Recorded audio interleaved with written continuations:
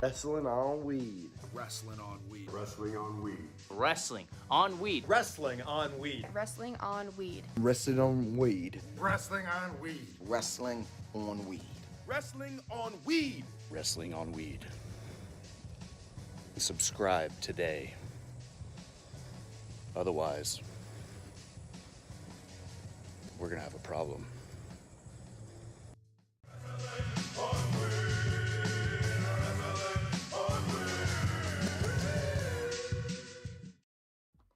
Hey guys, what's going on? It's your boy Mr. HD. It's a late night stream, man. I had a lot going on with the kid today. He's a little under the weather. I'm a little under the weather myself. But we here. Just finished watching the game, getting him sleep about an hour ago. So we made it. I got to work tomorrow out of town, so I wouldn't have been able to do the stream tomorrow, or I would have done it early tomorrow. So late night stream it is. I don't want to miss another Dynamite review.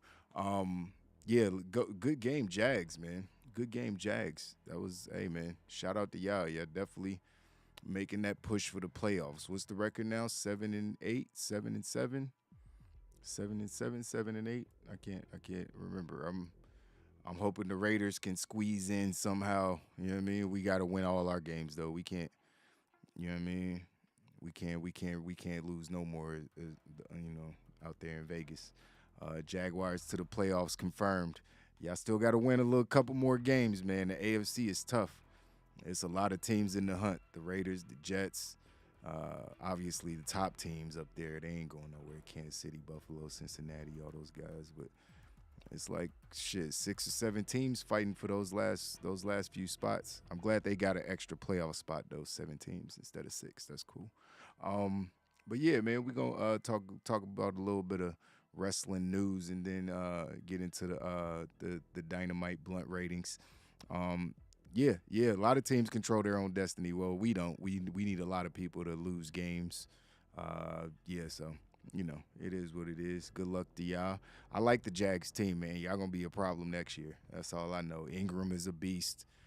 Zay Jones Jr., they got, man, Kirk. They got a ETN. They got a squad, man. And that quarterback is the real deal, man. Jags got something serious. They spent enough money. You know what I mean? So it's paying off for them. Good. I'm glad y'all team's doing well, man. Dallas doing well. Hopefully the Raiders can turn things around. We've had a lot of tough losses this year, but I don't want to think about that. But yeah, man, let's talk about some wrestling news.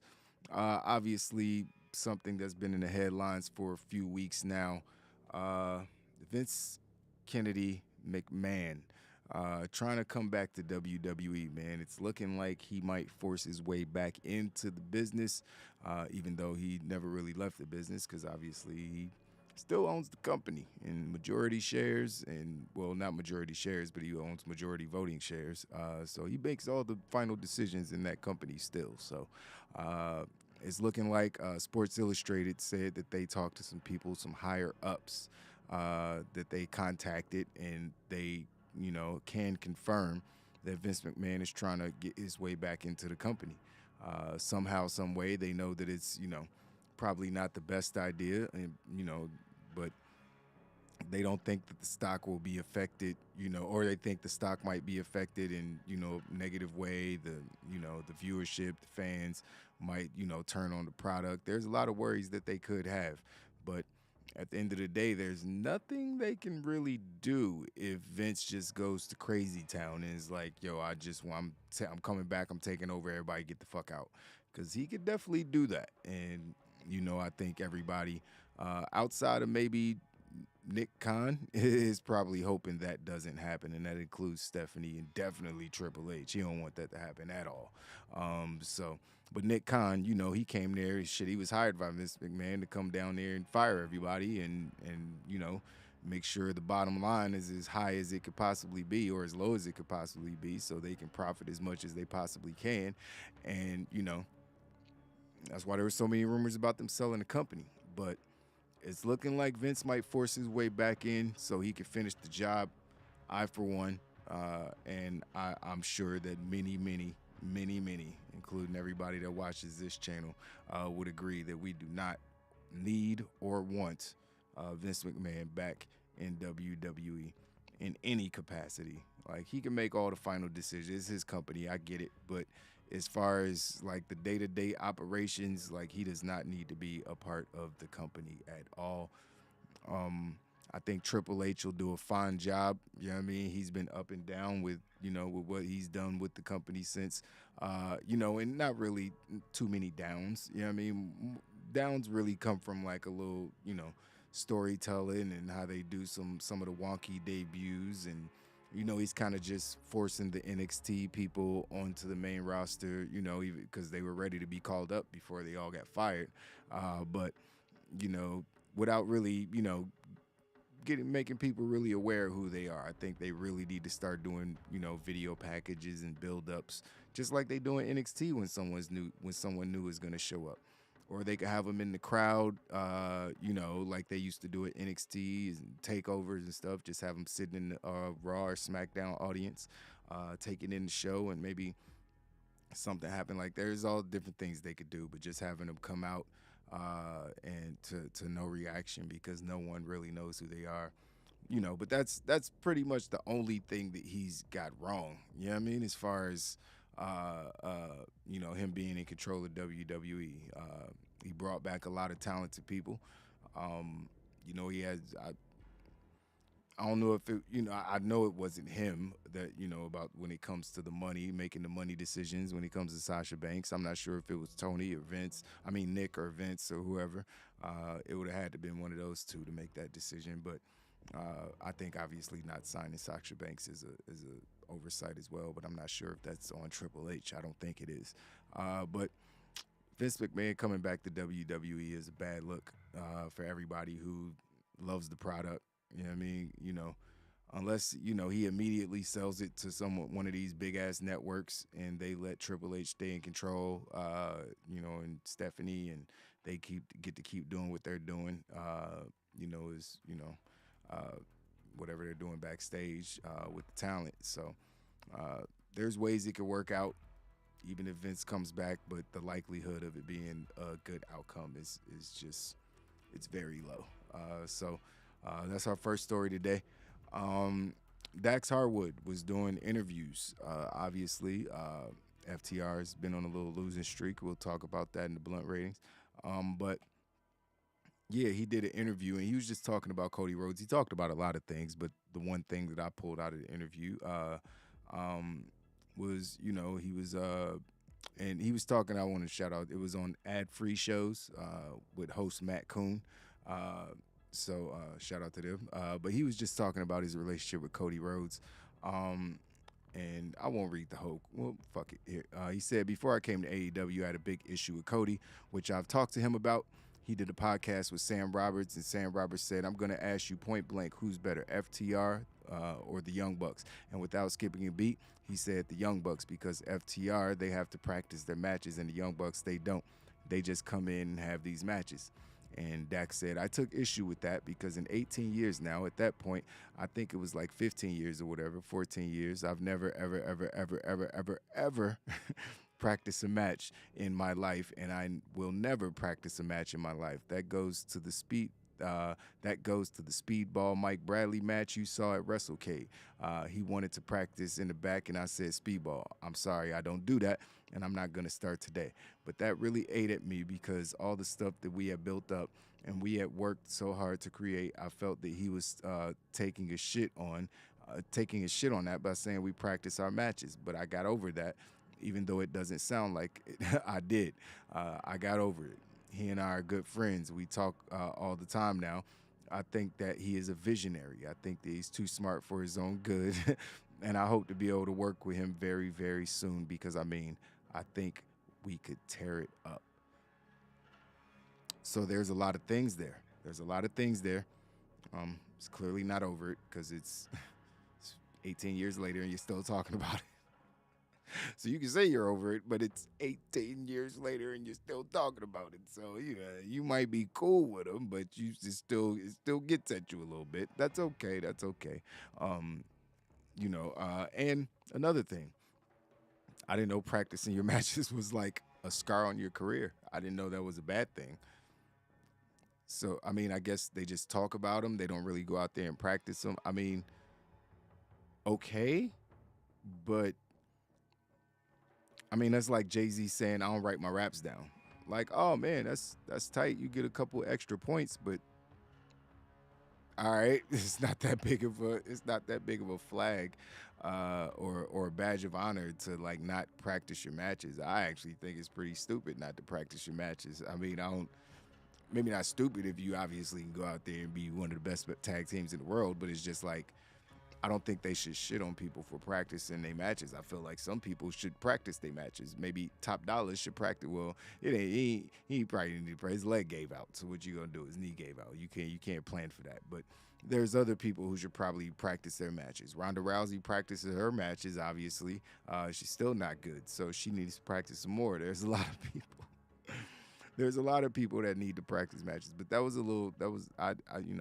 whatever. Dax is Dax. But the main thing that I got out of this entire, this little section of the interview that he did, but he said that I hope to work with him very, very soon because we could tear it up. Now, the only way that that's going to happen is if Cody Rhodes goes right back to AEW. Okay, well, that's not the only way because that's not never going to happen. But FTR would have to leave AEW. And the way it's looking, the way things have been playing out, dropping belts left and right. They just dropped the Ring of Honor Tag Team Championships to the Briscoes. They have a match for, I forget which set of belts they have a match for, but they have another title match for one set of their belts in about a month or so.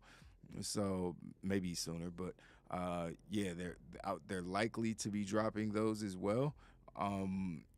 Just because they haven't defended them, apparently, since they got them on the show. So that's just bad for the promotion that, I mean, it's cool that they get to walk around, that they get to say FTR is the champions, but if they're never wrestling for the company, what's the fucking point? You know what I mean? At the end of the day. So it's looking like they might be headed out of AEW, man. Obviously, they're CM Punk bros. You know what I mean? It's like he don't fuck with AEW or the management and the EVPs and shit. So maybe they on the same tip. And they, I mean, why would he say that? Very, very soon? How you gonna work with Cody very, very soon without being in WWE? There's no way. So it's just like more gasoline on the fire that people are already assuming that they might be headed out soon. So we'll see what happens, man. We'll see what happens. And speaking of Ronda Rousey, since I brought up her terrible wrestling ability, there's a rumor. I posted this on the Instagram. And there's a rumor that Ronda Rousey is going to be done with wrestling following WrestleMania 39. Wait a minute. Do I have it? I don't have it here. Damn it. I don't. Oh, I do. There we go.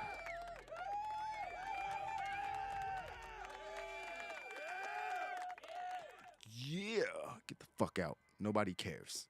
Nobody cares. Just you could leave now. She could just go. She could disappear, not show up, and you know what I mean? It's like she could give Shayna Baszler the belt. I don't give a fuck. It ain't even gotta be no match. Just hand Shayna the belt and just leave. We don't care. No one's gonna miss her. Not a single soul. I mean, maybe there's some people out there who will miss watching Ronda Rousey stumble around the ring and look goofy and uncoordinated, even though she's a superior athlete to most people. Like, she's not good at pro wrestling. She can't cut a promo. She's bad at everything when it comes to pro wrestling. She's bad at all of it. So I don't care if she leaves. So if she's planning to leave pro wrestling after WrestleMania 39, good. There's a lot of women that can fill that spot, especially at the top of the card, the very, very top of the card. She's holding the belt, but she's in a tag team with Shayna. Like, what the fuck are we doing? Like, shit don't make no sense. And what doesn't make any even more sense is that WWE is trying to keep her from not coming back to wrestling and to stay for another year. But they won't pay Sasha Banks. I'm flabbergasted. I'm literally flabbergasted. Why would you want to bring Ronda Rousey back for another year, but you don't want to give Sasha Banks the bread so she doesn't go traveling into different countries and wrestling for other companies? Like, that makes no fucking sense. Give Sasha the money that you paying Ronda, and I bet Sasha will be happy as hell. Yeah, I mean, she'll be perfectly fine if you're paying her Ronda Rousey money. Yeah, I mean, you're treating her like an actual superstar. Like, Ronda Rousey was hot, but she ain't hot like that no more. I mean, she's in what's the League of Legends? I don't know what that video game is. She got one of those fucking. She got a video game feature. I don't, man. What the fuck? She's not Sasha Banks, bruh. Like, Sasha Banks has superstar power. Ronda Rousey could probably go pay in some action movies, some B action movies, because I don't even see her as being a great actress. She can't cut a promo. She's not like, she's believable because she could actually whoop your ass. So she's talking shit. You're like, well, she probably could beat your ass, girl. You might want, but she doesn't sound like, I don't know. Y'all know. Y'all know what I'm saying. Y'all listen to her. Shit don't be sounding right. Sound like she's reading from, cue cards or some shit when she's doing these promos. But they don't need to try to fight to get her back or to keep her wrestling for another fucking year. That's just going to hold the division back for even fucking longer. I don't need to see that at all. Ronda Rousey can be done with wrestling tomorrow, and I wouldn't give a shit. You know what I mean? There's so many women that could be in that spot. I'd rather Asuka be walking around with the title, give the belt back to Becky. I'd rather see Charlotte Flair. Obviously, I'd rather see Charlotte Flair. It's just so many women that could fill that spot and be good at it. Give the belt to Raquel Gonzalez, Rodriguez, whatever her name is. I'd be forgetting. But, yeah, I mean, it's just so many people, man. You know what I mean? You can put the belt back on Nikki Ash. I don't even give a fuck no more. Just get the fuck out of here, Ronda. Let me stop, man. I'm just playing around. Shout out to Lato for watching the Jaguars game before driving the. Hey, man, it was a good game, man. I had to finish watching that game. I was gonna start the show at halftime, but then I was like, you know what? Yeah, I'm gonna go ahead and watch this game. Then they brought in that quarterback, and I was like, oh, this might get interesting. Then the Jets coach is dumb as fuck. First of all, last week with I'm only gonna go on a tangent because I don't give a fuck about the Jets. They ain't my team. But he's dumb as hell. I like him. Like, he's good guy. Seems like good guy. Decent coach. But he's made some bonehead decisions in the last week with the time clock management, not calling time. That was fucking stupid.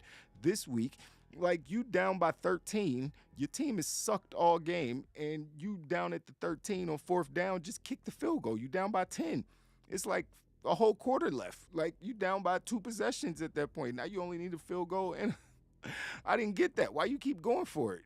It's like, I'd see the first time because you wasn't in field goal range, but once you got field goal, kick the fucking field goal. Play defense. You got one of the best defenses in the league. That didn't make no fucking sense to me, but that's why the Jets are the Jets. They gonna jet. Yeah, good game by the Jags, man. But yeah, Ronda Rousey can get the fuck, man. That's what I was talking about. Let's talk about some news on Adam Cole. He's been on the sideline for months now. Still no timetable on when he's going to return to the squared circle. Yeah, he's been off TV since Forbidden Door. When he got that concussion. A lot of people, wondering when he might show up since it's been so long. And yeah, I just don't think there should be any rush. He got a concussion. Like, it clearly was a very, very bad concussion. So that man should take all the time that he needs before coming back, because CTE is real. All these head injuries are real, and I think that people should be really careful when it comes to. I'd rather someone come back too soon from an ACL than a concussion, because you get a couple concussions. We saw what happened. It's not to keep going back to football, but we saw what happened to Tua Tagovailoa when he got concussed 2 weeks in a row. I know it's been months for Adam Cole, but still. I mean, Daniel Bryan had to sit out for a long time because of the same reason. So you want to be real careful, man, because these people want to have families and raise their kids and have their motor skills when they get old and all that stuff. So, I'm not going to rush him back when he comes back. You know what I mean? It'll be fire because he got one of the best theme songs in the world in the history of wrestling. And he also, is a phenomenal wrestler, man. Definitely miss watching him in the ring. shit, I missed the Undisputed Era altogether. Kyle O'Reilly too, man. Get well soon, Kyle. You know, he's on the shelf as well, even though he's still, you know, with AEW. So, you know, he'll be back when he gets back, man. What else we got to talk about before we talk about Dynamite? Oh, yeah. We should talk about Triple H signing more people, huh? Because apparently, now, I didn't mention that Eva Marie might be coming back because she put WWE Superstar in her bio, and apparently it wasn't there. Sean Ross Sapp pointed it out on Twitter the other day, and I was like, oh, shit, maybe she's coming back. That's why I posted it on the gram, but, you know, whatever. Yeah, I mean, she came back once, and she still sucked in the ring, as my boy JD pointed out. But J Dash, not JD from NY, but yeah, my former writer pointed that out on Instagram. But yeah, she came back and she still was trash in the ring, but she still looked good. And she's a fitness trainer. I wonder why she can't get it. I mean, I'm not wondering that. Ronda Rousey's a whole real athlete and she sucks in the ring. So pro wrestling is a special thing, man. Everybody's not good at it. Everybody's not Logan Paul. You can't just be practicing for 3-4 months and then be great at it. You know what I mean? Like he is. That dude's a mutant. You know what I mean? When it comes to that shit. So, yeah, apparently there's a report stating there's significant interest in bringing back Chelsea Green. Man, go look at her Instagram right now. She posted a picture today. Man, wow. Yeah, beautiful woman. Chelsea Green later tweeted about the rumors without confirming or denying anything, saying, "Me loving every minute of the internet, continuing to keep me relevant." I mean, yeah, you should love that. That's exactly what you want. You want us to talk about you. You want people to talk about you. That means they care. You know what I mean? You're at least still relevant enough that people care to talk about you. And you know, it's probably good for you being signed and negotiating. If people are talking about you on the internet like you're important, I wouldn't. You know, I don't think anything's wrong with that. But she definitely finished up with Impact when she did that Loser Leaves Town match against Mickie James. So we all know she's not with Impact anymore, so she's going to end up somewhere. You know what I mean? It's not like she's retiring from wrestling. So see her landed back in the E, man. You know what I mean? She's a talented girl, so I could definitely see that happening.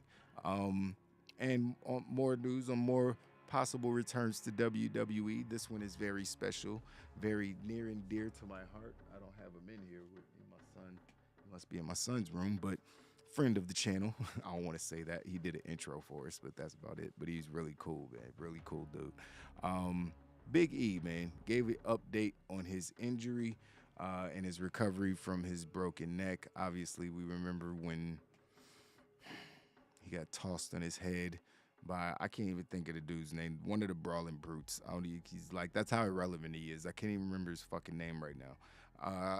Ridge Holland dropped him on his fucking head and fractured his C1 vertebrae and his C6 vertebrae. So he was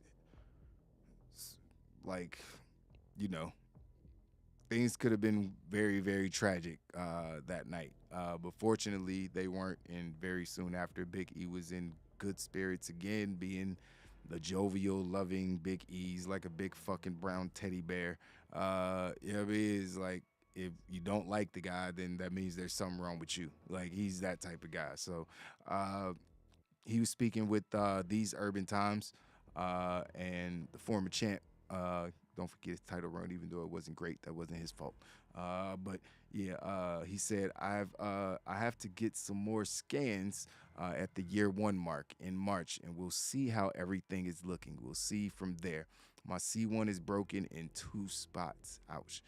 So we obviously have to be very smart about that. I was very fortunate. I want to make sure that I'm making the best decision for myself. We'll see in March. I feel great. I'm really thankful for that. I don't have any nerve issues, no strength issues, no impairment whatsoever. Obviously, to get back in the ring, to do what we do, I want to make sure my C1 is rock solid. Other than that, I'm very blessed. I feel great. All right. So I'm going to say the exact same thing. I'm going to repeat myself here that I said when it came to Adam Cole. I don't need to see him come back until he's 110%. The man broke his neck. These are not the type of injuries that you could play around with. They're just not. Like Daniel Bryan out there doing flying headbutts and, you know what I mean, all this crazy stuff, faking like he got concussions to make the match more. That should be scaring the shit out of me, man. Like, I get why he does it, but it's just like those aren't really injuries to play around with. We saw what happened to Junior Seau and other motherfuckers that rammed their head into things over and over again, you know what I mean, and gave themselves concussions multiple times during their lifetime. You just don't want to see whatever could happen when it comes to the worst possible scenarios. So I don't need to see Big E come out there and, you know, do DDTs and then sell it like his neck is hurt and like, maybe I broke my C6 again. Like, I don't need that in my storylines, man. I'm good. You know what I mean? It's like, because, you know, certain wrestlers you actually give a fuck about. And that's like toying with people's emotions a little too much. I feel like I get it, it's pro wrestling, but sometimes it's just like, man, I'm going to stop caring. You know what I mean? You're going to keep teasing me like you broke your neck. When you actually do break your fucking neck, I ain't going to care. Stop crying wolf. So, but, you know, I'm glad that Big E is doing the smart thing, and he wants to make sure, you know, that he, you know, is 100% before he comes back and tries to wrestle. Apparently, he's been working with talent, you know what I mean, maybe possibly recruiting, doing some stuff like that backstage, helping WWE with some backstage stuff, similar to what Jason Jordan had to transition to when he hurt his neck or back. I'm pretty sure it was his neck. But, yes, so, you know, I love that these guys still get opportunities to stay with the company and they don't get future endeavored. I feel like Big E could have a shitload to offer the business even if he didn't wrestle. You know, and you just want somebody like that in the locker room, man. Like you do. Like his spirit, his energy, like the entire New Day. Him, Kofi, and we'll keep Xavier from certain ladies. But it's like everybody. You want people in the locker room like those guys, man, just to keep the energy up and the positivity. The power of positivity is a real thing. So shout out to Big E, man. Get well soon, big guy. You know what I mean? We're rooting for you over here at Wow Nation. You already know what it is. Let's talk about some not so fun news to talk about, I guess. These two stories are a little triggering in completely different ways. Which one let's talk about Miro first, man. The stories I've ranted about Miro probably for a total of 3 hours in actual watch time on this channel. Like three complete hours of my watch time on this channel. And streaming time on this channel has been spent ranting about why Miro isn't on TV. I feel like I was one of the first. Like, where the fuck is Miro? It's been months. So apparently we got some more news. Well, we got some more news, but we definitely got some more news. And apparently Tony Khan wanted Miro to job out to somebody. We don't know who specifically. That wasn't actually mentioned. Meltzer had the entire story on Wrestling Observer Radio. He said that they had an idea for him to do a match at Full Gear, but he turned it down. In September, Tony Khan went to Miro and said he had an idea to build to a match on the November pay-per-view, and Miro said he didn't want to do it. Meltzer also pointed out that some people who come from WWE are very leery about doing jobs in AEW, and it becomes hard to book them if they don't want to lose in feuds. Some means more than one. So I'm curious as to who else, because I feel like everybody else that's come from WWE has lost some matches. I mean, Moxie's lost a couple matches. Daniel Bryan definitely lost some matches. He's going to lose another one to MJF soon. So I don't even understand. I mean, maybe there's things y'all got to remind me of something if there's people in that came from WWE who haven't taken losses, maybe talking about specific matches. But anyways, that's Meltzer. I tend to believe most of the stuff he says because he's in the know. He's been around the longest. I mean, it is what it is. But anyway, they went through, and now November's over, and now we're in the new cycle, and they were going to bring him back and try to come up with ideas for him. And they very well may. And then his wife comes in and says, and it was crazy because this is what kind of just blew the doors off the whole thing. She said, Lana, Rusev Day is gonna come back to WWE. Everybody goes back to WWE. She didn't say that part. That's Dave's, basically quoting her.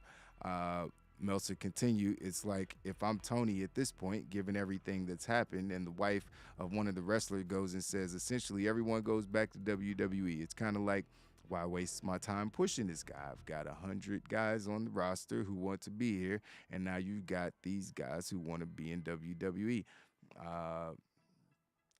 Meltzer mentioned how Keith Lee and Swerve Strickland had chances to return to WWE, but didn't. A lot of guys wanted to leave. It's like you guys who signed there, if they're guys who really want to be there in WWE, just got fired and everything, but can't wait to get hired back. I don't know that those guys have been that beneficial. So my opinion and my thoughts on this matter is that let everybody go that wants to go back to WWE. I mean, they better be sure they're going to get signed by WWE. And they better be sure that Vince McMahon isn't coming back and going to just fire their ass again, because that very well could happen. That is a chance that they're taking. And then going back to, Tony Khan and be like, oh, man, my bad. Can I be like, nah, bitch, stay your ass over there. It's like the girl who leaves and realizes she made a mistake. Be like, baby, I'm be like, nope, no take backs. Stay your ass over there. You're for the streets. So.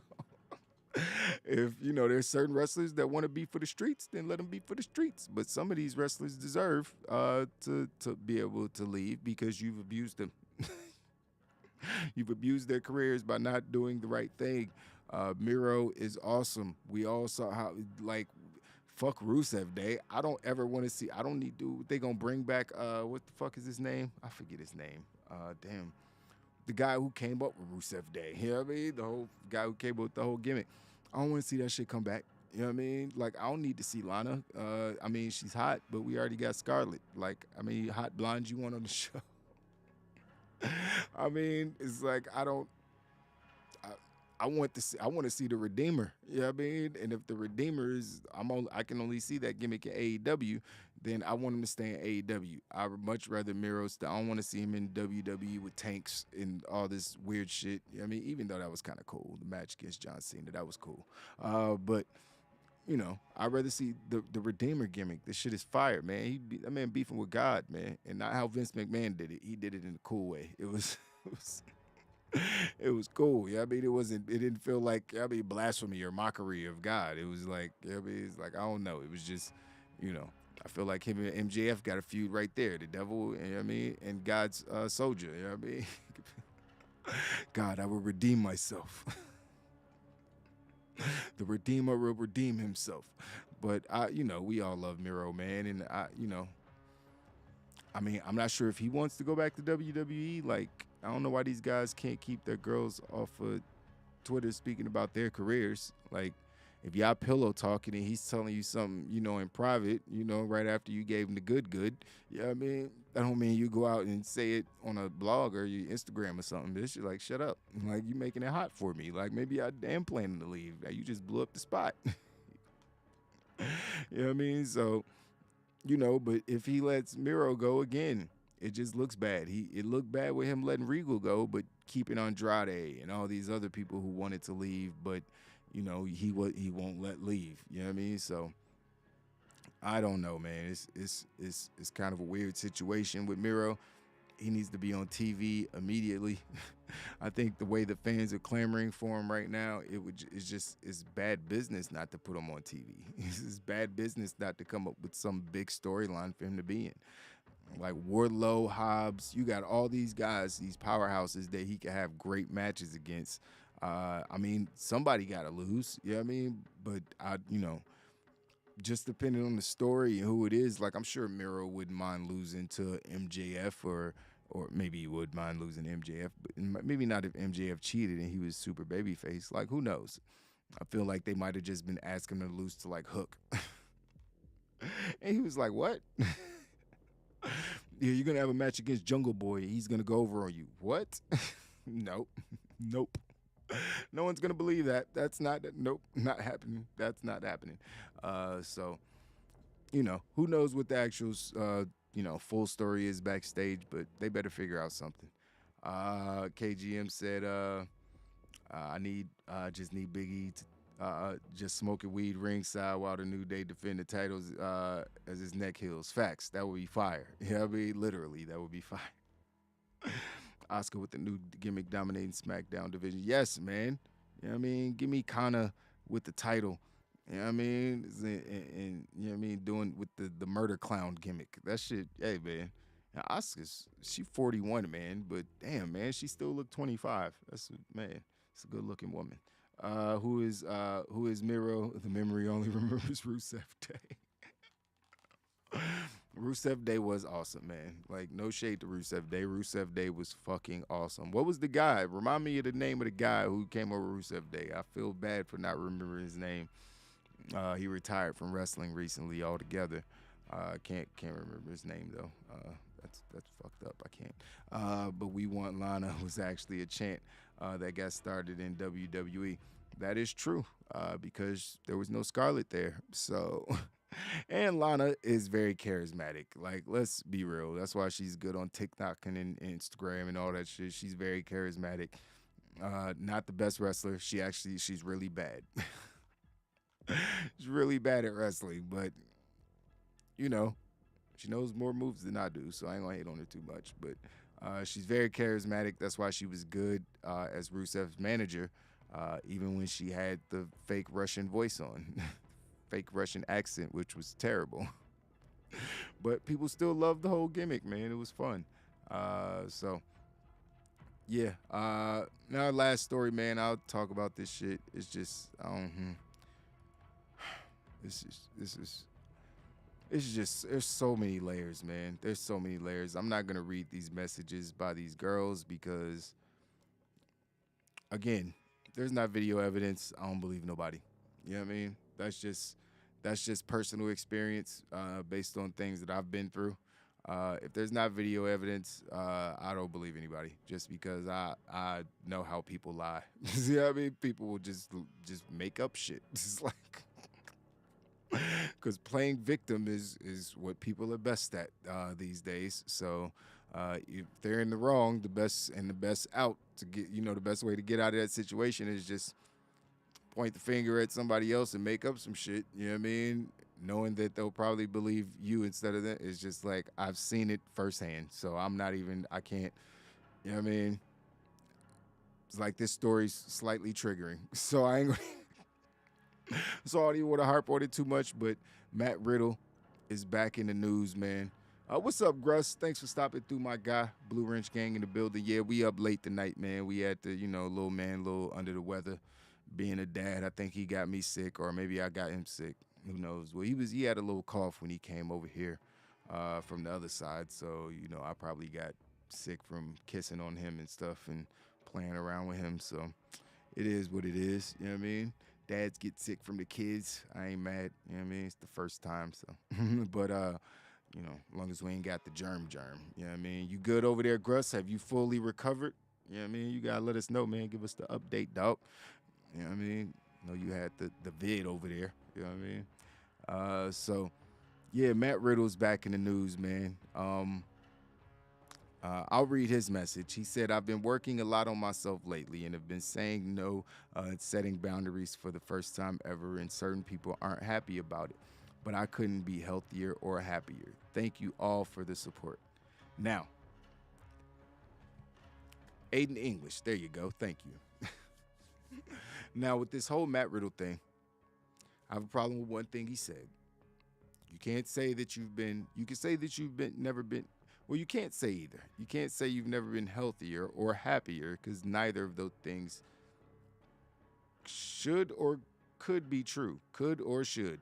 Vice versa. Like, it just, first of all, you're in rehab. So I hope you've been healthier than you are right now at some point in your life. Also, happier. I mean, I hope you're happy right now, but you're going through a divorce, and apparently you don't get to see your children. So I know if I didn't get to see my son, I would be fucking miserable. So I can't even imagine what that would, like, being okay with that. Like, under no circumstances would I'd be fucking miserable if I couldn't be with my kids. So that would be, that was the part of the statement that threw me off. But I felt like that was just him trying, that's the defense mechanism. When someone's really fucked up, they're just like, oh, I'm fine, I'm happy. And it's why you see everybody on Instagram and social media fronting like they're happy, and you see all these celebrities acting like they're happy. Then you just, oh, they killed themselves? What? Why? But everything looks so good. Like, you don't want to, you know what I mean? It's like, I take that stuff at face value. I could read between the lines when it comes to stuff like that. And apparently, Matt Riddle is just addicted to porn stars. Let's just call it what it is.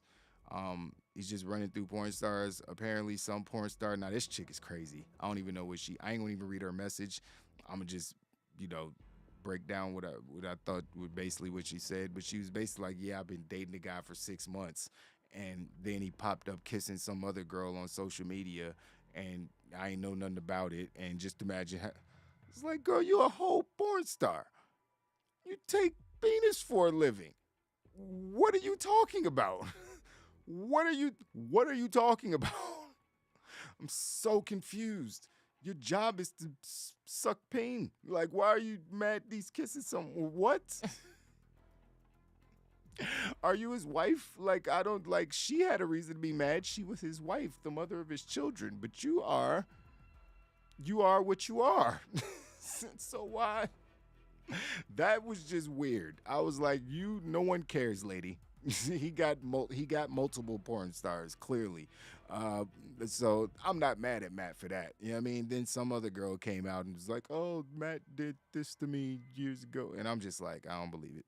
Where's the film? I don't believe it. I was like, I just can't, man. Like, once you could see once you see personally, like live in person, how someone could just make up something like that, it just jades you to ever believing. You know what I mean? When these people come up with these stories, especially because they're so frequent, it's just like a automatic reflex for them to falsely accuse people now. It's like, when did this just become the thing? When did we just trying to destroy people just for what? You know what I mean? Because you mad? So, whatever. You know what I mean? So that story kind of, this story's kind of weird. I do think Matt Riddle has a problem. He's going through a lot of things right now. If you're running through porn stars, my guy, you gotta chill, man. Like, you gotta chill, bro. Like, that's too, like, nah. I wouldn't want to touch a porn star. No offense to them. I'll watch them on XV and XX, but XNXX or X videos, you know what I mean, Pornhub, you know what I mean? I'll watch them, but I ain't trying to fuck one. I don't want, ew. That's messed up, but it's true. I ain't lying. I don't want to touch no porn star. Like, so, it's like not in real life. So, there's regular girls who aren't porn stars, even though they probably took as many. Never mind. But it's like, it ain't on the internet. I don't know about it. So I might be her first. No, I'm joking. That's never the case. That's so rare. That's never going to. I don't think those exist anymore. Yeah, man. Matt Riddle is still rooting for you to get healthy and happy, fully happy, and really truly healthy. The story is what it is, man. Dude's living a messy life, and it just feels like it's spiraling. Yeah, rooting for Matt Riddle, man. Another guy who did a drop for the channel. And just, obviously, us being wrestling on weed, we're big fans of Matt Riddle over here. We wish the best for him, man. We want to see the stoner bro back on TV, As long as he's keeping his nose clean in more ways than one. That was dirty. Let me stop.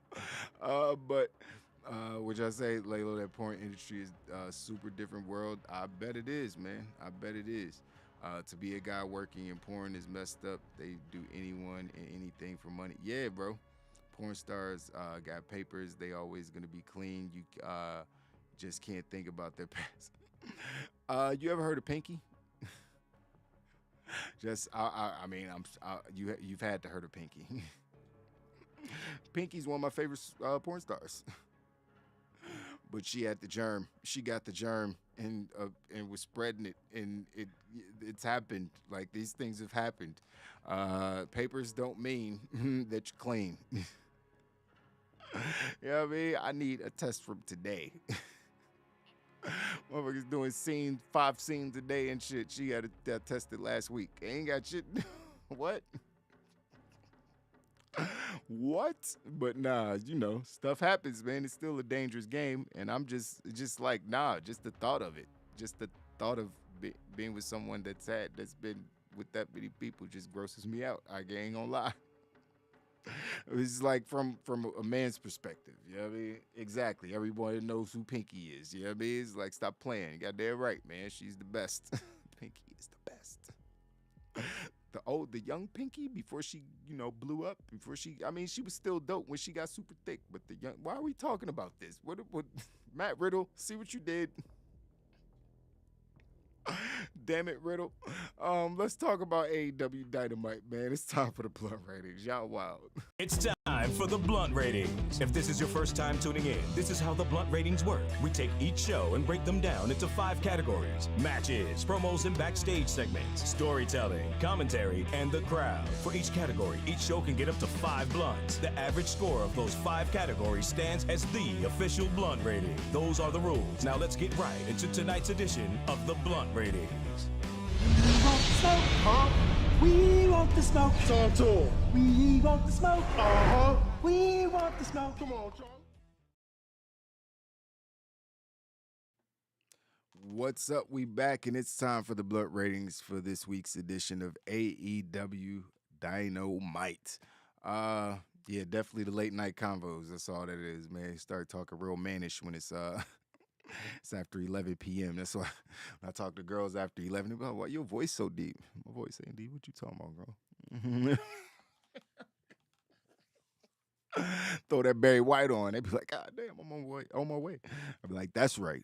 But anyways, man, Dynamite last night was fucking hilarious. It was an awesome show. Got to put that out there. There was a couple little hiccups. But everybody hated the Keith Lee Swerve and Rick Ross segment. I enjoyed that shit. Now, what I did enjoy was that it took them so long to come out. Both of them. Like, were they not at Gorilla ready to come out? Did they not know their segment was next? It took Keith Lee like a whole minute after he got announced to come out. Then it took Swerve like 5 minutes to come out after. Rick Ross was like, yeah, Swerve. And it was like, Swerve? It's like, you there? He might come. It's like, all right, Swerve again. And it's still like, hey, man, get a young man some time. Get a young king some time. I'm like, what, man? Where is he? Did he got jumped? I thought they was going to cut to the back and somebody was going to be jumping him or something. I didn't know what was happening. But, yeah, that was funny, man. That entire segment was funny. We'll talk about that in a minute. Where am I? Oh, yeah, here we go. So the show started off fire because we got absolute Ricky Starks coming to the ring. And I'll just give you the gist of what he said. He basically said, yeah, I lost, bitch, but I'll be back.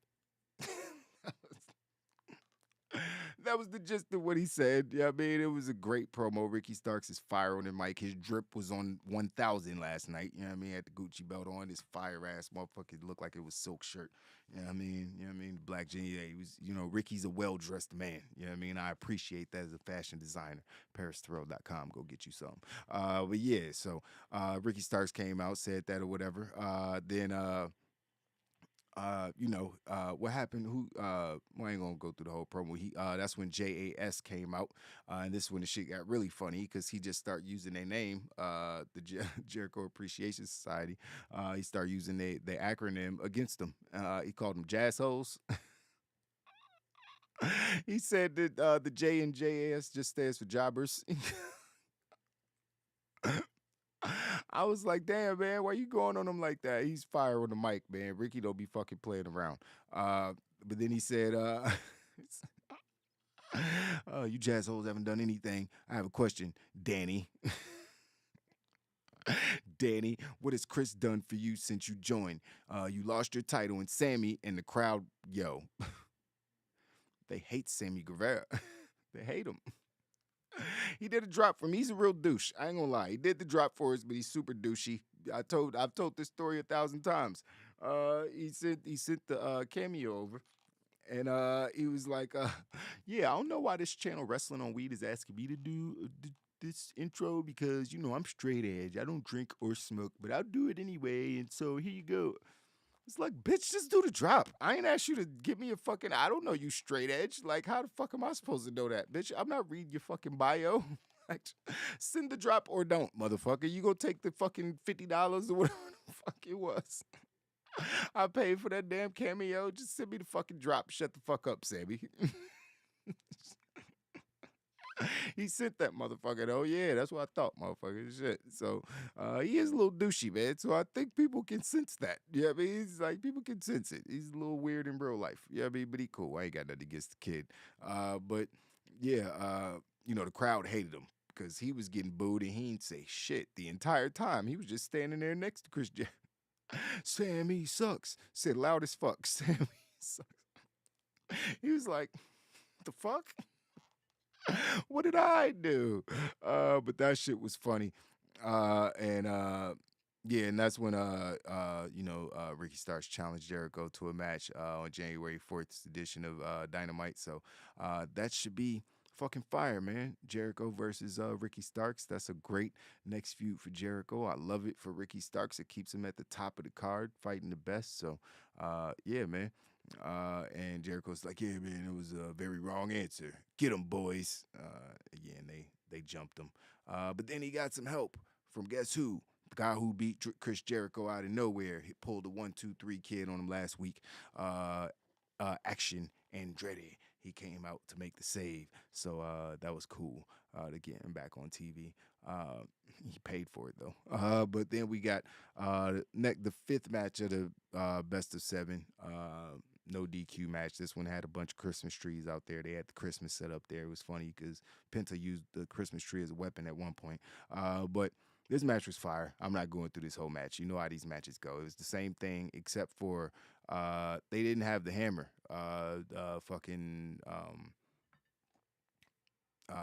Death Triangle couldn't use the hammers. So, Ray Phoenix pulled out a hammer, but Kenny cracked him in the forehead with it.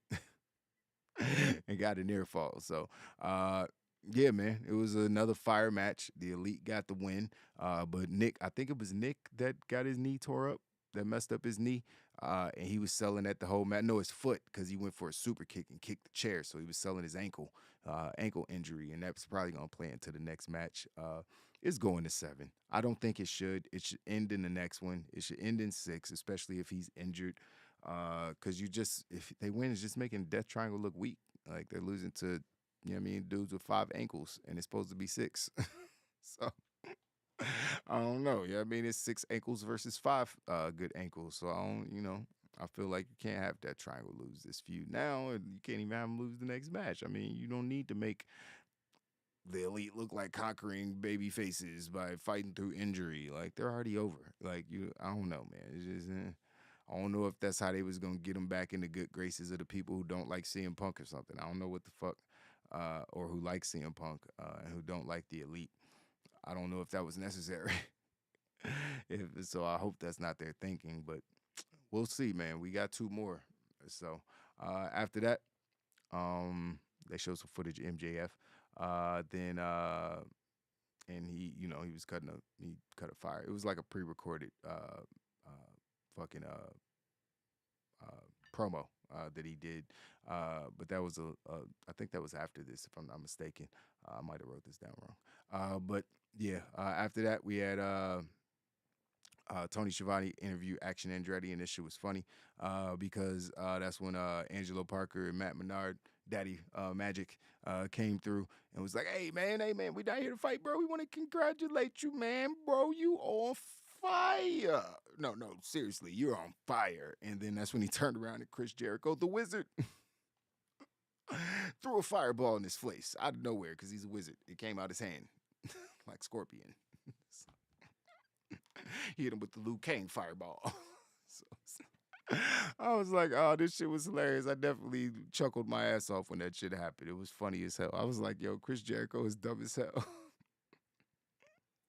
The Wizard is back. He has like 5 characters in one in the same year. Like he uses 5 different gimmicks.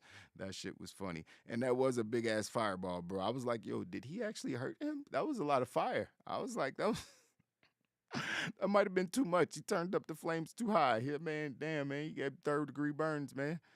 I ain't trying to have nobody blow fire in my face like that. That was a big-ass fireball. I ain't gonna lie. But then we saw Renee Paquette in the ring with Daniel Bryan, and he basically, just what he said was, yeah, William Regal's a dick, but he's my dick. Not literally my dick, but he's my boy. So... That's what he should have said. That's not what he said, but that's what he should have said. Yeah, he's a dick, but he's my dick. I mean, not my actual dick, but you know what I mean.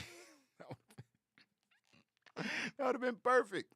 But yeah, he basically was like, yo, you know, he did what he did, but you know, he started shouting out a bar that was like 15 minutes up the street because that's where he wrestled his first match. And he said, I wrestled my first match up the street, 15 minutes at this bar, and I was line dancing, blah, blah, blah. Who gives a shit? And William Regal was the first person to train me to wrestle. And, you know, so I can't ever turn my back on him. He's gone, whatever. And then he starts screaming on Maxwell, Jacob Friedman, like, get your bitch ass out here, Max. And Max was like, no. Max didn't come out. That was all ego Ethan Page who came out. He was with Stokely, and Stokely and Daniel Bryan start going back and forth. And Daniel thought that he was. I mean, his rib was funny. He was like, "Yo, it's a little hard to see, man. I can't. The glare off your head is blinding me." And I was like, oh, that's fucked up because I got a bald head. You see the glare right there, the spotlight. You can see which side of the room my light is on based on my head. Like you can. But then Stokely just it was so casual. You raggedy bitch. You raggedy bitch.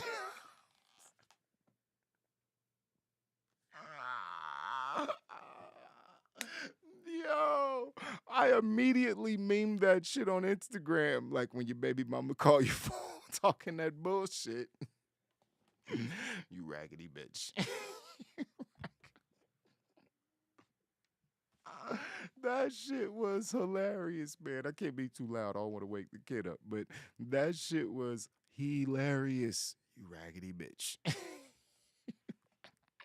It was so sincere. His eyes, the way his eyes just bug out of his head, everything looks so real. He do look like my uncle. He look like he'd be my uncle, man, or my cousin. And I think I might be older than that nigga. I don't know. Shit, I'm old as shit too. We at least around the same age, I think.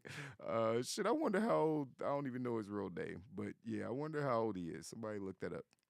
But yeah, all ego Ethan Page was out there talking shit, and he had super heat. The crowd hated him, not as much as they hated Sammy, but they definitely hated all ego Ethan Page. They were booing the shit out of him, giving him the shut the fuck up chant and all that good shit.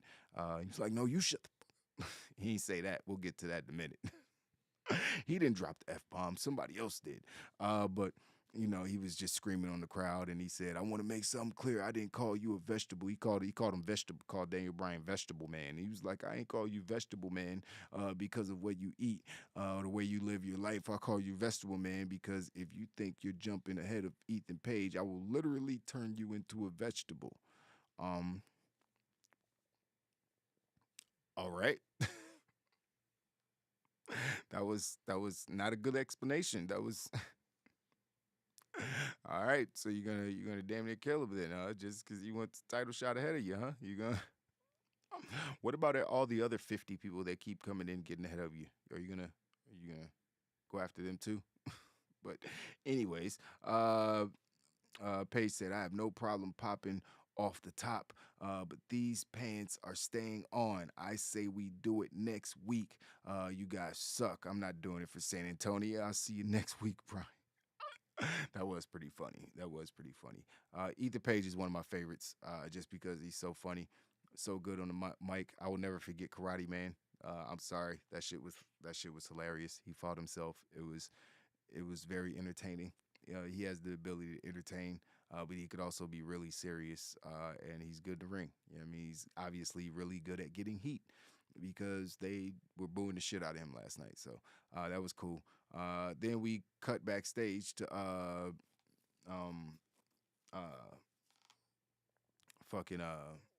no, we didn't cut backstage to him. Yeah, we saw FTR, or I'm sorry, not FTR. We saw the FTW champion Hook go up against Exodus Prime. He murked him in about 2 minutes.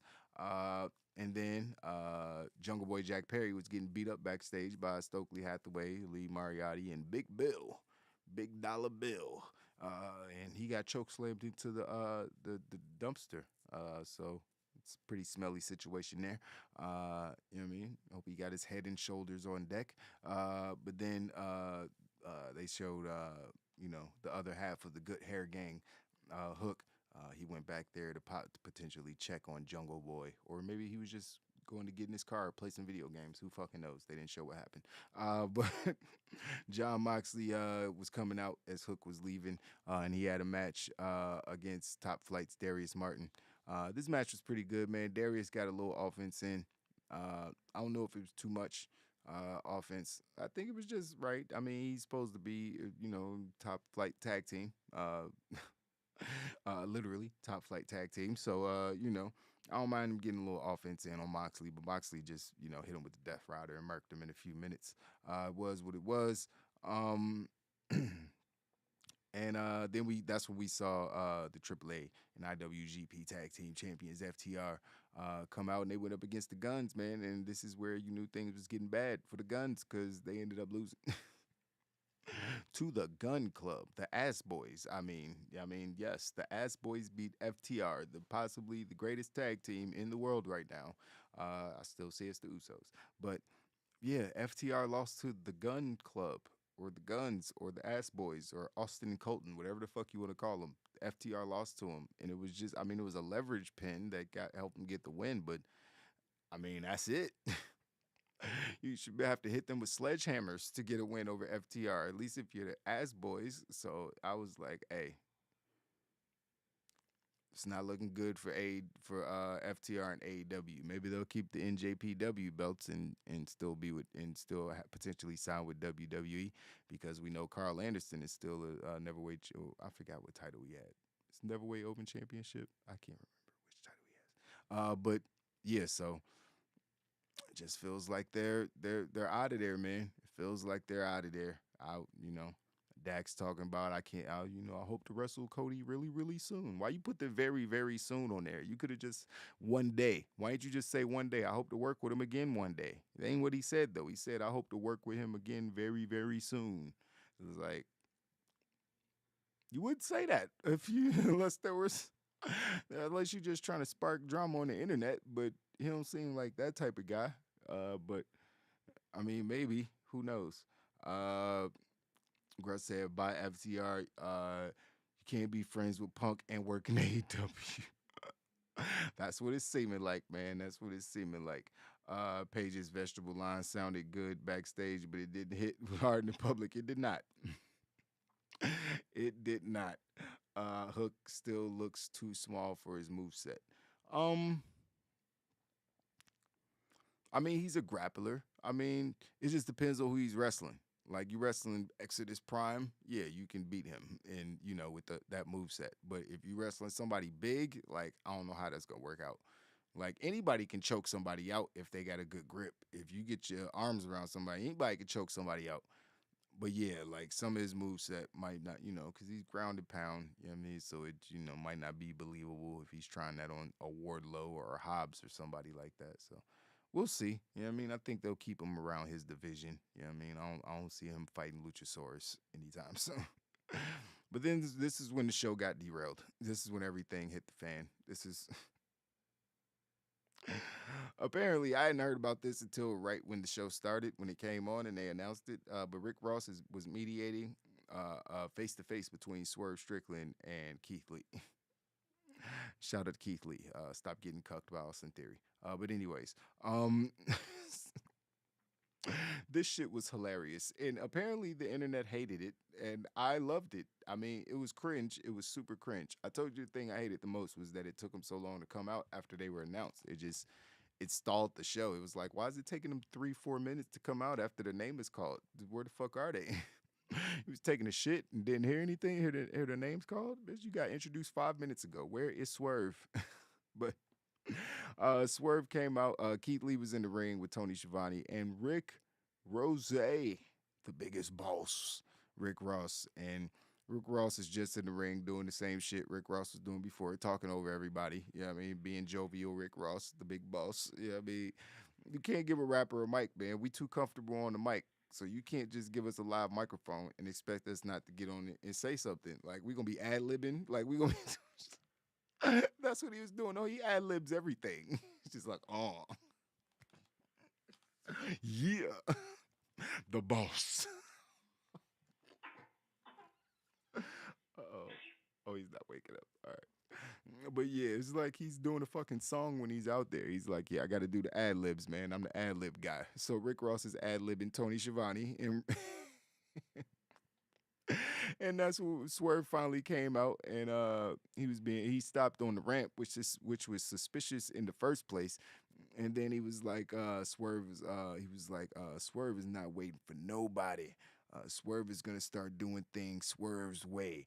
Keith, I really tried with you, bro. Me and you, we should own everything. Ross, I can't deal with all the accusations that Keith, you can't keep your eye on. You can't keep your eye on the ball. And Ross is ad-libbing. He's accusations, false accusations. I'm like, yo, I can't take it. It's so bad that it's good. I can't lie. It's so bad that it's good. But then he was like, first of all, Rick Ross was like standing behind him and he was like, when Swerve was like, you got to keep your eyes in the back of your head. And then Rick Ross was like poking the back of Keith Lee's head. And Keith Lee didn't even turn around and say nothing. He was just letting him poke him in the back of his head. I'm like, bitch, what are you doing? But then this again, nobody was on cue last night. Nobody was ready for the entrance because then when you you got to have eyes in the back of your head. If somebody say that, the first thing I'm going to do is turn around and check because it sounds like I'm being set up, especially if you ain't in the ring, motherfucker. Well, I got to have eyes in the back of my head. I'm about to be jumped, ain't I? Somebody about to attack me from behind. And it took them like a whole 60 seconds to get in the fucking ring. Then out of nowhere comes Parker Bordeaux, you know what I mean? And he just attacks Keith Lee and gives him some weird shots. You know what I mean? He punched him a couple times, threw him into the corner or whatever. It was the least physical assault I've ever seen. And he's like, then he was like taking Keith Lee and doing an Irish whip and he was smiling. I was like, why is he smiling? He's too many tattoos. Why is he like he's just happy to be on Dynamite. He's like, I'm on Dynamite. He's just excited. But then it became a train wreck. Because then out of nowhere, some motherfucker who apparently is a baseball player. Hold on. I got the article up here. His name is Grandin Goatsman. And he's a baseball player. He's decent AAA player, I think. Maybe he played AA. But he was a baseball player just like up until a year or two ago. And he debuted. And I'm like, did he look like that when he played baseball? Or did he do all those tattoos just in the last 2 years? His entire face and upper body was covered in tattoos. He looked ridiculous. Like, I thought they were scars. Like, they were the ugliest tattoos. I have some ugly tattoos. I ain't gonna lie. Like, I got some ugly tattoos when I was young. But, geez, his tattoos were horrible. And mine aren't on my face. So I didn't know what the fuck was happening. Then they beat Keith Lee up. They put him on the ring steps outside the ring and and then they took a cinder block and put it on his chest and Swerve got on the top of the turnbuckle and jumped and did a fucking coup de grace onto the cinder block and crushed Keith Lee with that shit. I was like, God damn, that looked painful. I was like, even if I know all this shit is fake and stay, but there's no gravity. You can't stop gravity. It hurt. The man landed on your chest. There was some cement block on your chest. It hurt. I know you got a big chest. There's a lot of meat there. Pause. But that looked like it hurt like a motherfucker. I was like, damn, I wouldn't have took that. That was a terrible bump. But definitely looked devastating. That part of the attack was good, but the rest of it was kind of ridiculous. Like, who the fuck is this guy? Where's Miro? I don't want to go back to this. Why do these people keep getting on TV? Who the fuck is this person? Who is he? Like, I don't... Why do you get to take up 5 minutes of my TV time and I don't get to see Miro? I want to see the Redeemer. And I just won't accept anything until I do. I'm sorry. It's just ridiculous at this point. But yeah, apparently I saw some people online talking about this. They were like, yo, I don't know. These guys don't even look right with Swerve. Like, what are their connections to hip hop? It doesn't make. I'm like, man, y'all clearly aren't hip. But I know what's going on. I know who these hip hop friends are. Parker Bordeaux is working on a project with Griselda right now. So he, and his homeboy obviously looks like he's into hip hop as well. You know what I mean? Or death metal or something. I don't know which one. Just because you got tats don't mean you like hip hop. But yeah, he's shit. They have hip hop friends. Smoke Dizza's cool with him. You know what I mean? Like, I saw Smoke Dizza doing a podcast recently. I gotta hit the homie up, man. If you don't know, me and Smoke Dizza got a record together. I did a record with Smoke Dizza. What the fuck is that song called? Headband. That's what we did. We did a song called Headband. We shot that shit in his hood too. I took a bus up to his hood in Harlem. I think it was in Harlem. Harlem? Yeah, I think it was in Harlem. Yeah, right on his block, man. That shit was dope. His family's out there barbecuing and shit. Shout out to Smoke Dizza, man. That's the homie. Used to hit me up every time he came in town.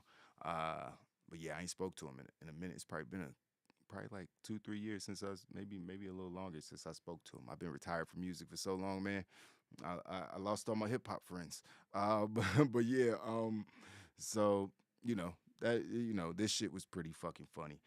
Private Party would have been fire. Yes, KG. Wait a minute. Okay, this is ridiculous. Now you just pissed me off again. Why didn't they do that? Why didn't they just do that? Why the fuck they ain't just put Private Party with Swerve? Wait a minute. What the fuck? I mean, I don't want to hear Parker Bordeaux and this other crazy looking dude rap. I mean, so it's not like he needed rappers. I mean, maybe Private Party aren't really intimidating henchmen, especially if you're going to be attacking Keith Lee, but it's still 2-on-1, 3-on-1. And it's just like you messing up the like Private Party's really good. Like, why not just use them? And their styles match Swerve's. Like, imagine those matches. They could be in trios matches immediately. You put Swerve with Private Party, I watched them against the Elite. I watched them against any trio. Like, that's a great trio. I don't know why I ain't think of that. Damn, that's a good one, Gruss. That's a really good one. KG, my bad. Yeah, that's a really good one, yo. That's a really good one. Damn, that's a really good one, bro. What the fuck? Why haven't they done that? That seems like the perfect fit. Now I'm pissed off that they ain't do that, and they gave me these two crazy looking white dudes. Like Parker Bordeaux's clearly green in the ring, green as fuck. You know what I mean? It's like, I don't know him like that. You know what I mean? And just because I know people that know him, you know what I mean, don't mean I'm just gonna be like, oh yeah, Parker Bordeaux's great. Like, motherfucker green as hell. You know what I mean? Hopefully he gets better though. You know what I mean? I'm rooting for him. So yeah, but Rick Ross is in the back. It's time to make history. Rick Ross is a treasure, man. The gift that keeps on giving. But the funniest part of all this shit was when Swerve was coming out. I just wanted to save this part because it was the best part of the entire thing. Before Swerve came out, when Swerve was taking like 5 minutes to make his fucking entrance, like we was waiting on him in his Sweet 16 or some shit. And Rick Rose looked over at Keith Lee, was like, yo. He was like, yo, You a big motherfucker, man. It's like, yo. Like, no. Time out, Rose. We on network TV, dog. We on network. You're not at the show. You're not at the club, man. You can't do that, bro. We on network television live. And damn it, where's the dude guy that they just hired from WWE? Was his hand not on the censor button? Is there not a 10-second delay on these fucking shows? How did that get through? I don't even know. They just so used to people cursing on Dynamite. They just like, fuck it. We'll pay the fines. But he definitely said motherfucker. He ain't even say it like smooth, so it was like hard to understand. He said it very clear. He's very what's the word? Eloquent dude. He speaks very well. You know what I mean? Rick Ross does. Even though he got that deep voice. He's like, you a big motherfucker, man.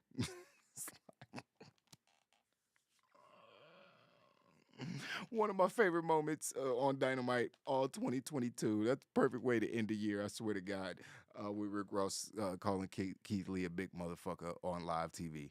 I don't know how much that fine was, but I'm pretty sure it was hefty, but Tony Khan is a billionaire. He can afford it.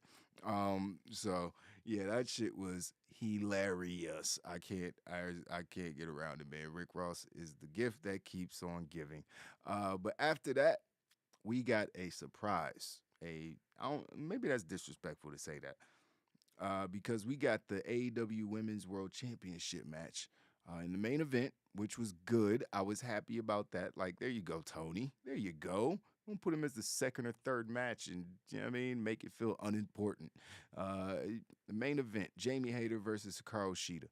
Jamie had Britt Baker and Rebel out there with her, obviously.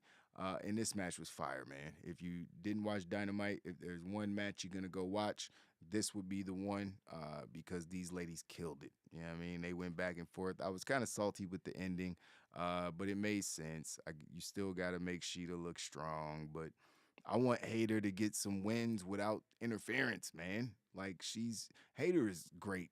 Like, I don't know why I didn't know she was so good. Like, it feels like it's just dawned on me like a few months ago, like maybe a few months before she got the title, because I was definitely championing for her, saying she should be the one to get the title before she got it for at least a couple months. But I feel like she's always been this good since she got there, and I just didn't notice at first. But then it definitely dawned on me like, yo, this girl's fucking really good in the ring. Like, she's a good pro wrestler. And I was like, oh, shit.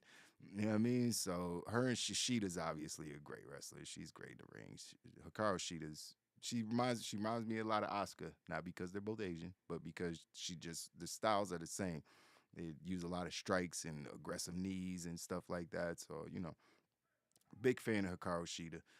But yeah, Jamie Hayter and her, they had a brawl, man. They beat the shit out of each other. So if you're going to go watch one match, I will watch this one. But Rebel and Britt Baker did jump on the ring apron at the end and distract her, so she can get the pin on Shida. I was kind of blown, but I was also happy. But there was some fire near falls in this match, man. Jamie Hayter she hit her with a clothesline, one of the lariats that she did. It looked like, because that's her finish, but she ain't do the pullback. She just did a regular lariat, and then Shida kicked out. There was another time where Shida kicked out of some other move. So then Jamie had to pick her up after the first lariat and hit her with a ripcord. That's the word I was looking for. Hit her with another ripcord lariat for the 1, 2, 3. Phenomenal match. The selling, the expressions on Jamie Hayter's face when Shida was kicking out and she couldn't put her down.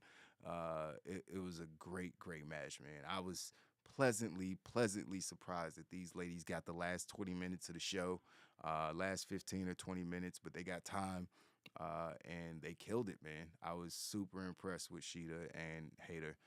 Shouldn't be surprised, though. Shouldn't be surprised. They can cuss on AEW as cable TV, not network TV. The rules are different. That's a good point.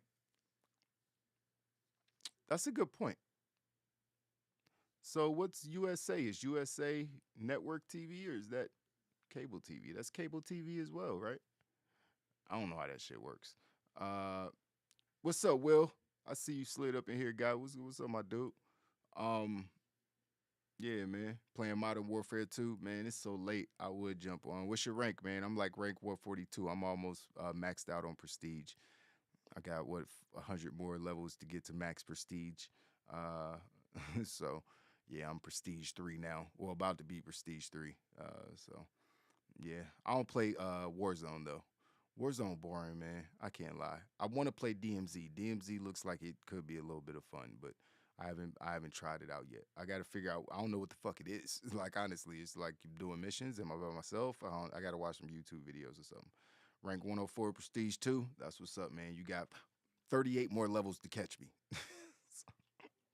What's your max kills on shipment? You know what I mean? I got 84 kills on shipment yesterday. I shocked myself. I think my highest before that was like 70. I got 84 fucking kills. Tony Storm looked like old news last night. Oh yeah, Tony Storm did come out because there was a little brawl afterwards because Britt Baker and Rebel start jumping her. And who came out first? Somebody else came out first. Saraya came out, and then I guess Tony Storm came out first. Then Saraya came out. So and they were staying in the ring. They looked like a cool trio team. They were all good looking ladies in the ring, standing tall with Hikaru. You had Britt and her squad on the ramp. So that's how the show went off. The ladies got to end the show. That was pretty fire. 64 kills, 14 deaths. Damn, man, stop camping. I be running around with them Desi's, boy. I be running around with them gold Akimbos, boy. Like, just running through my. I'm actually sounding like a chainsaw.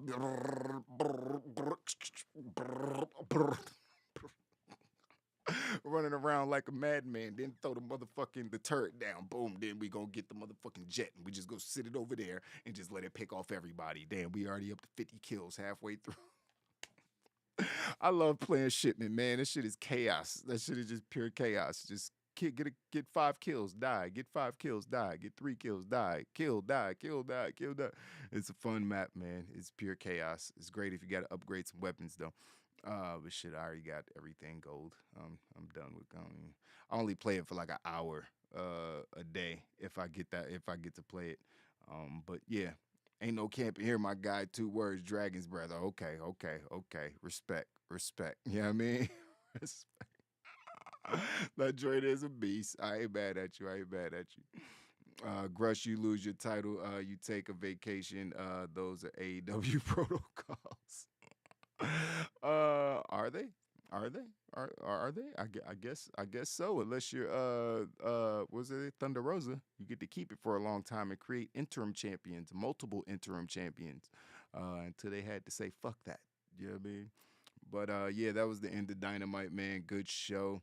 I appreciate you guys. I'm going to get the fuck out of here. I appreciate everybody who's watching, who might not have ever watched before, because we're on it this hour.